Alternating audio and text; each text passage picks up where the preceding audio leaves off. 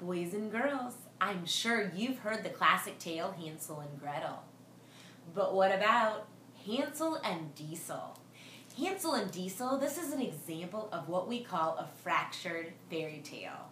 I want you to listen for the elements of fairy tale in this book.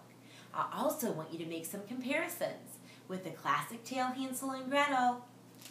Let's look into the book and find out more. At the edge of a huge junkyard lived brother and sister pickup trucks. Their names were Hansel and Diesel. Hansel and Diesel were hungry. Fuel was getting low. "We're running out of gas," said their father. "I don't know how we'll make it through the winter," their mother agreed. Hansel and Diesel were listening from their room. "I think we should go out and look for some fuel," said Diesel. But Hansel was afraid they would get lost. So when Diesel was asleep, he snuck to the other side of the garage and quietly loaded a bucket of bolts onto his truck bed. Early the next morning, while the sun was rising, Hansel and Diesel left home. As they traveled deeper and deeper into the junkyard, Diesel noticed that Hansel was going very slowly and went out of his way to hit every bump on the path. "What are you doing, Hansel?" she said. "You'll ruin your wheel that way." "I'm leaving a trail of bolts so we know our way home," said Hansel, jingling more bolts loose from his bucket. Hansel and Diesel wandered for hours looking for fuel, but all they found were mountains of crushed junk. It was getting dark. Then it started to snow. Hansel and Diesel were very cold. They wanted to go home, but when Hansel looked behind him, he could no longer see the trail of bolts. The junkyard was covered in white. Hansel thought he saw a flash of light in the darkness. The trucks plodded ahead. As they got closer, they saw brightly colored lights, shiny gas pumps, huge tanks of fuel, and piles of brand new tires. It was the most beautiful gas station they could have imagined, and it was right in the middle of the junkyard. Hansel and Diesel were very hungry. They drank deeply from the warm fuel tanks. Then they heard a voice say, "Guzzle, guzzle, drip and drool. Who's drinking all my fuel?" A little old winch came from inside the gas station. "Oh, poor little trucks," she said. "There's plenty more.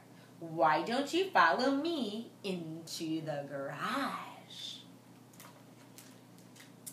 The winch placed 2 small barrels of warm oil in front of them.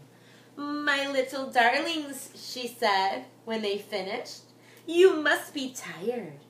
Why don't you go up and sleep on my lifts?" And Hansel and Diesel fell into a very deep sleep. In the middle of the night, Hansel and Diesel were awakened by a horrible noise. The garage door was closing. Huge screaming saw blades appeared on the floor and on the ceiling. Hansel and Diesel were going to be shredded. Diesel moved fast. Hansel moved even faster. They revved their engines and crashed through the glass of the garage door, flying over the winch, who was laughing out loud. "You wicked winch!" they yelled. Hansel and Diesel raced into the mountains of junk. Although the snow had started to melt, they couldn't find the trail home. "Don't worry, Diesel," said Hansel, trying to be brave.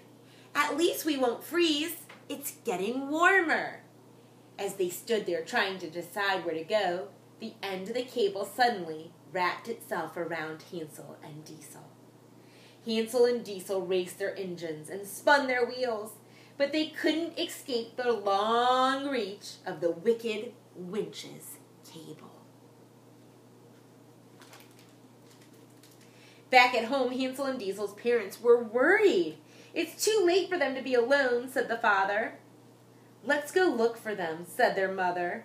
As they searched, they found Hansel's trail of bolts, shining brightly in the moonlight. While Hansel and Diesel's parents were following the trail of bolts, they heard horrendous honks of terror. The children were being pulled into the wicked winch's shredder. Their father's powerful engine roared as he rushed up the wicked winch and met her face to face. Slowly he pushed her back into her garage of doom, where she was shredded into 1,000 tiny scraps of metal. "Yay!" cried Hansel and Diesel.